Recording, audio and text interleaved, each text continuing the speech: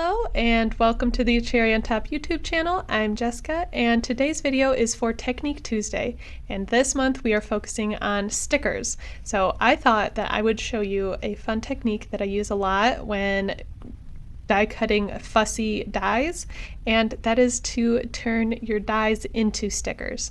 And how I do this is it's really simple. Before I die cut it out, I add some 2-inch cherry tape in strips on the back of the paper. And this way, once I pull it off, it's a sticker. So I don't have to mess with adding glue or trying to use foam or anything else. It's easy. And I love doing it, especially on the dies that I picked to use today. This first die that I'm using is from Lawn Fawn, and it's a big happy birthday. And my idea for this die is to create a shaker with it that I'll add onto my layout.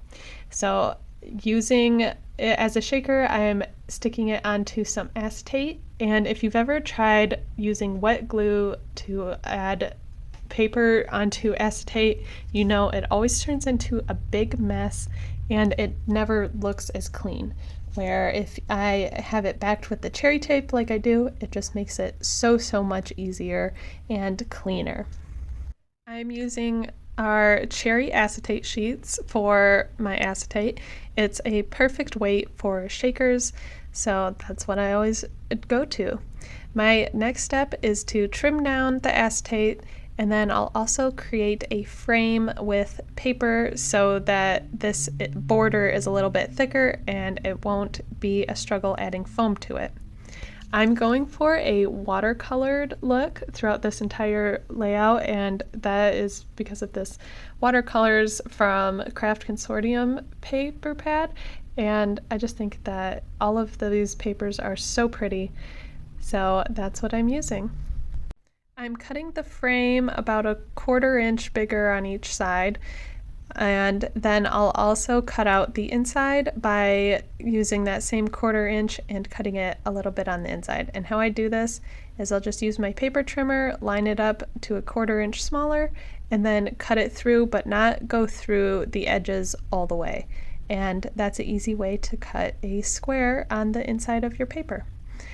I ended up thinking that this dashed purple paper that I was using as the frame was a little too busy, so by the end you'll notice that I switched it to a different frame, but you still get the idea. I made it the same way and just overlaid it on top.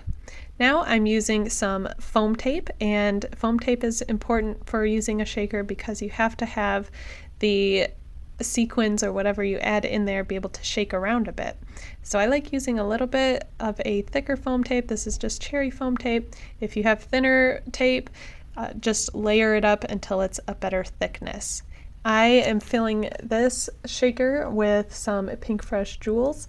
I think these jewels are beautiful. I'm also going to embellish the page at the end with them as well. And I'm going with lighter watercolor type colors that I'll use on the rest of this layout as well, and just mixing them in. For a shaker like this, I like to make sure it's at least half full, and that way it isn't too full and all of the sequins can still move around, but it's full enough not to look empty if they're all just sitting at the bottom. When I'm ready to stick the back on, I'll peel off the backside of the foam tape, and then I'll add my pre-cut white background square onto my shaker, and then my shaker will be complete. I think this would also be super cute if you used it as a birthday card. So you could make a card front just like this and stick it on the card, and look how cute that would be.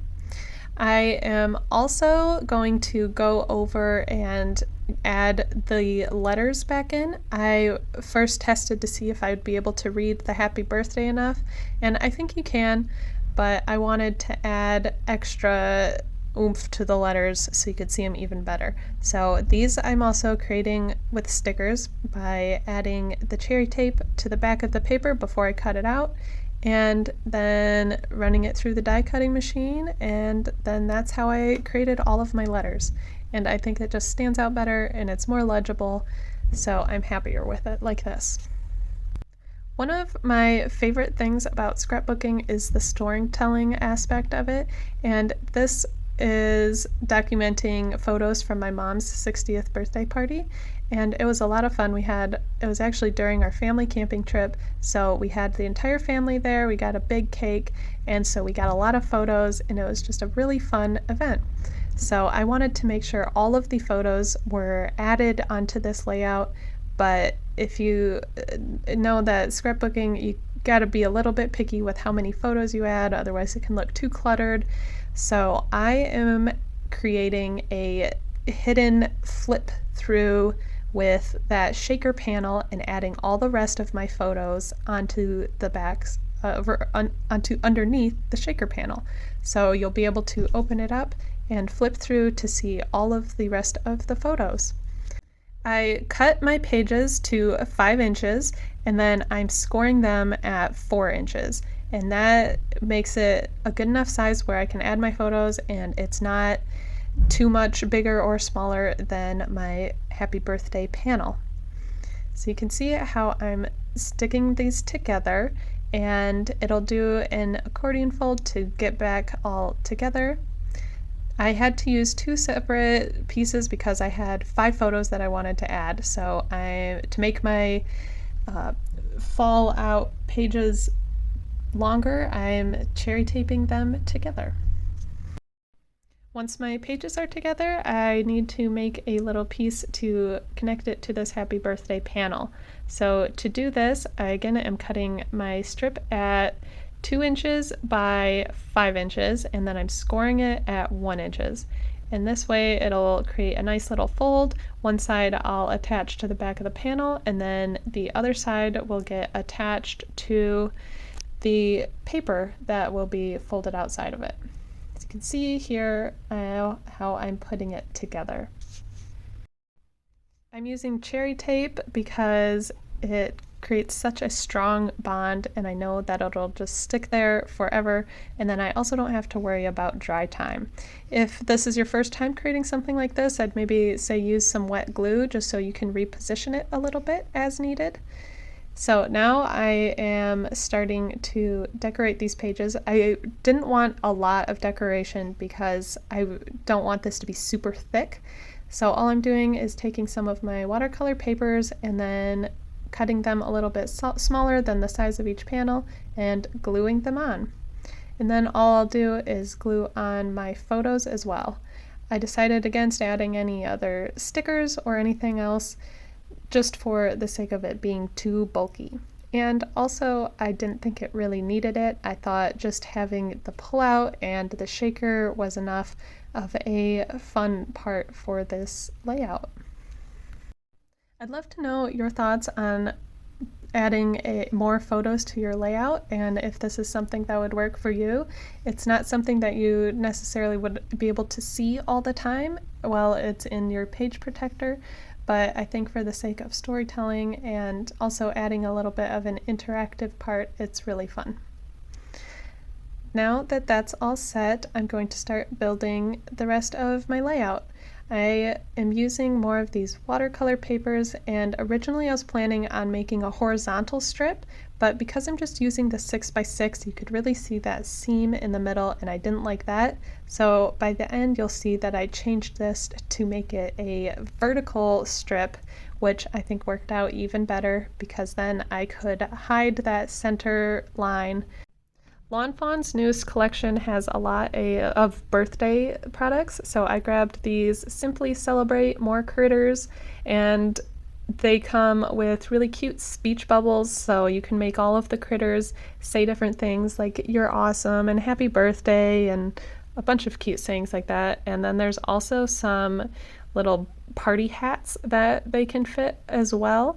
So I'm stamping all of these things out, and once they're all stamped, I'm going to watercolor them. I'm using some Altenew watercolors and just quickly watercoloring them and I chose to watercolor because I wanted to go with the watercolor theme, like how I used that watercolor paper as well.